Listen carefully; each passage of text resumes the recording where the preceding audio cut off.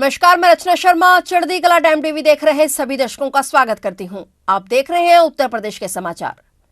उत्तर प्रदेश विधानसभा में सीएम योगी ने कहा कि यह देश राम राज्य की अवधारणा को स्वीकार करेगा, समाजवाद को नहीं। आज समाजवाद केवल मृग तृष्णा बन चुका है। उन्होंने समाजवाद की आधुनिक तस्वीर दिखाते हुए कहा कि आज का समाजवाद बहुरूपियों की तरह हो गया है। कभी यह प्रजातांत्रिक, कभी लोकतांत्रिक तो कभी चच्चू यानी शिवपाल यादव का प्रगतिशील समाजवाद हो जाता है। पारिवारिक और आर्थिक समाजवाद भी सभी ने देखा है। उन्होंने राम राज्य की अवधारणा को विस्तार देते हुए कहा कि बगैर भेदभाव के सभी लोगों को योजनाओं का लाभ देना ही राम राज्य है। मैं एक बात जरूर कहना चाहूंगा। राज्यपाल जी ने अपनी भाषण में एक बात जरूर कही और वह कही थी कि राम राज्य की अवधारणा को आज साकार होते हुए हम देख रहे हैं। और मैं फिर कहना चाहता हूं, यह देश राम राज्य की अवधारणा को ही स्वीकार करेगा, समाजवाद को कभी स्वीकार नहीं करेगा। राम राज्य आर्थिक संपन्नता, विकासोन्मुख समाज और राजनीतिक अखंडता का निर्माण ही हम सबका उद्देश्य होना चाहिए और हमें अपनी इस विरासत पर गौरव की अनुभूति भी होनी चाहिए।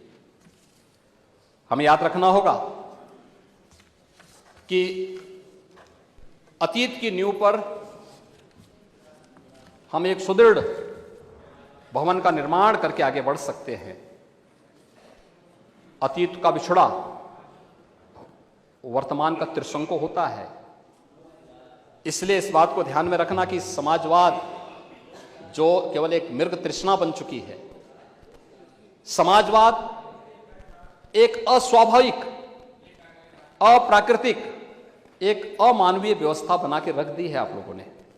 मुख्यमंत्री योगी ने कहा कि एक परिवार एक पहचान योजना के तहत प्रत्येक परिवार के कम से कम एक सदस्य को रोजगार दिया जाएगा। 60 योजनाओं के 6 करोड़ 64 लाख लाभार्थियों की फैमिली आईडी की सीडिंग की जा चुकी है। सीएम ने कहा कि लोक मंगल की अवधारणा हमारी सरकार की हर नीति में स्पष्ट रूप से दिखाई देती है। नीति आयोग की रिपोर्ट के अनुसार 6 करोड़ जनता बहुआयामी गरीबी से ऊपर उठ चुकी है। उन्होंने कहा कि हमारी सरकार ने किसानों के दुख दर्द को समझते हुए उनकी आर्थिक स्थिति को सुधारने के लिए कई कल्याणकारी कदम उठाए हैं। मुख्यमंत्री ने बताया कि प्रदेश में अब तक 6 लाख सरकारी नौकरियां दी गई हैं। ग्लोबल इन्वेस्टर समिट में जो निवेश आएगा उससे 1 करोड़ 10 लाख रोजगार के अवसर उपलब्ध होने की संभावना है। रोजगार और स्वरोजगार के लिए सरकारी प्रोत्साहन से 2 करोड़ युवाओं को लाभ मिला है। अभी 5000 युवा इजराइल जा रहे हैं और वहां की सरकार इनका रहने और खाने का मुफ्त इंतजाम कर रही है। इन्हें 1.25 लाख से 1.5 लाख रुपए प्रति महीने मिलेगा।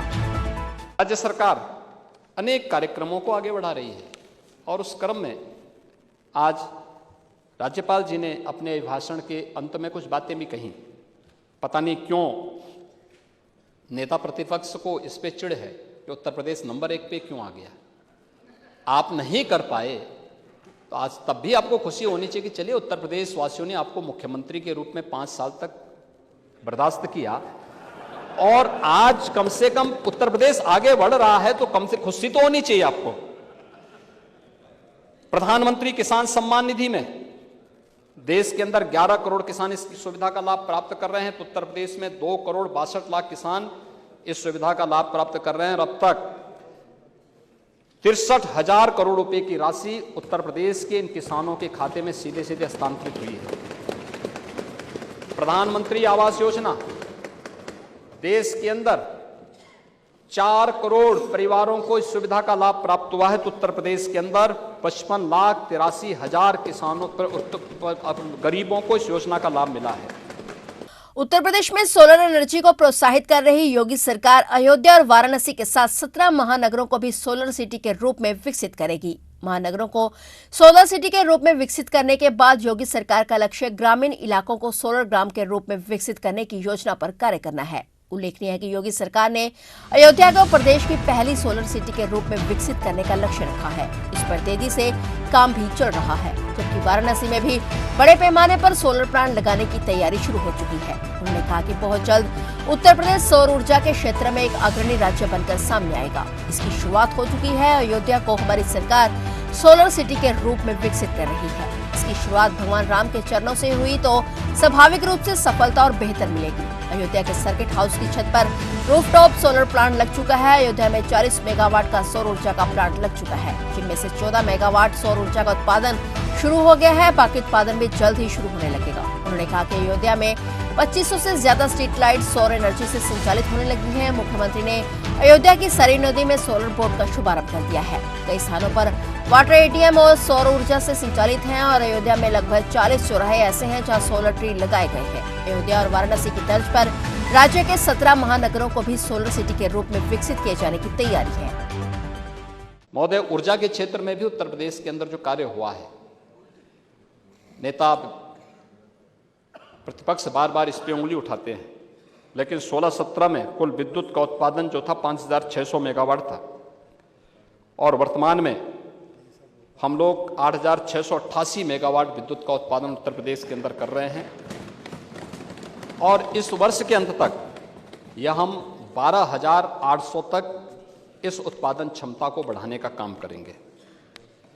विद्युतीकरण 1947 से लेकर के 17 तक 1,28,000 मजदूरों तक विद्युत पहुंच पाई थी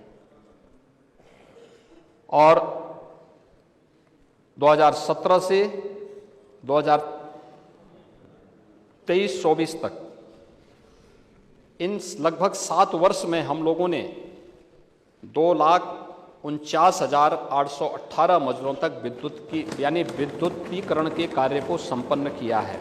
100% सैचुरेशन के लक्ष्य को हमने प्राप्त किया है। 19 फरवरी को लखनऊ के इंदिरा गांधी प्रतिष्ठान में यूपी ग्लोबल इन्वेस्टर्स समिट में प्राप्त हुए निवेश प्रस्तावों को धरातल पर उतारने के लिए प्रस्तावित ग्राउंड ब्रेकिंग सेरेमनी आयोजित होगी और इस ग्राउंड ब्रेकिंग सेरेमनी के मुख्य अतिथि प्रधानमंत्री नरेंद्र मोदी होंगे। पीएम मोदी इसका उद्घाटन भी करेंगे।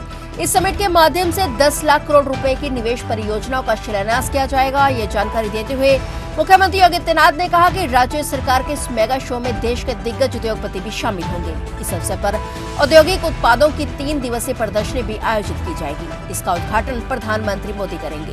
इस दौरान मुख्यमंत्री ने बताया कि यूपी ग्लोबल इन्वेस्टर्स समिट के माध्यम से राज्य सरकार को अब तक 40 लाख करोड़ रुपए के निवेश प्रस्ताव प्राप्त हो चुके हैं। इनमें से 10 लाख करोड़ रुपए की निवेश परियोजनाओं को ग्राउंड ब्रेकिंग सेरेमनी के माध्यम से जमीन पर उतारने की तैयारी में राज्य सरकार जुटी हुई है। उत्तर प्रदेश अब बिजनेस हब और निवेश का एक ड्रीम डेस्टिनेशन भी बन चुका है। महोदय, अगर कानून व्यवस्था अच्छी हो, सरकार की नीयत साफ हो, ट्रांसपेरेंट पॉलिसी हो, तो हर व्यक्ति आना चाहता है। देश और दुनिया आपकी ओर आना चाहेगी और आज उसी का परिणाम है कि जब हम लोगों ने ग्लोबल इन्वेस्टर समिट 2023 आयोजित किया था, लगभग 40 लाख करोड़ रुपए के निवेश प्रस्ताव प्राप्त हुए थे और मैं नेता प्रतिपक्ष को और दलीय जितने भी हमारे नेता विरोधी पक्ष में अलग अलग हैं, सभी सहयोगी दलों से मैं कहूँगा 19 फरवरी को आदरणीय प्रधानमंत्री जी के कर कमलों से इनमें से 10 लाख करोड़ रुपए से अधिक के निवेश प्रस्ताव को ग्राउंड ब्रेकिंग हम लोग कराने जा रहे हैं। इसी लखनऊ में आयोजन करने जा रहे हैं। फिलहाल उत्तर प्रदेश के समाचारों में इतना ही। और नए समाचारों के साथ फिर से हाजिर होंगे। तब तक के लिए देखते रहिए चढ़ती कला टाइम टीवी और अब मुझे दीजिए इजाजत। धन्यवाद।